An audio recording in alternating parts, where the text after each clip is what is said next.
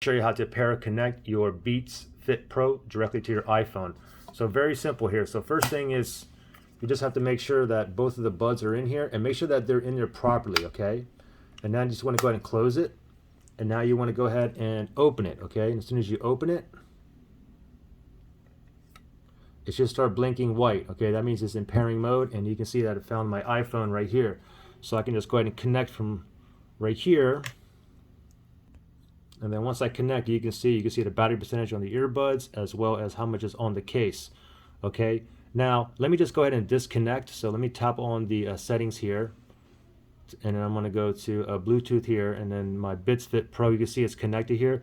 Let me just go ahead and I'm just going to go ahead and forget it. I'm going to forget this device. Okay, I'm going to forget the device. And sometimes if this doesn't pop up here, guys, because maybe you have it disabled, just go ahead and click after you pop this on and this doesn't here pop up, then just go ahead and turn it back on and then go to your Bluetooth and then look for it down here. Let's see if you can find it down here. Oh, there it is, Beats Fit Pro, and you can connect that way. Now the thing is, you can see it's connected here. If you have an issue with this connecting or charging issues, just go ahead and perform a factory reset. You can use this button here to factory reset it and then try again, okay? If you don't know how to factory reset, look in the link below, all right? Good luck, guys.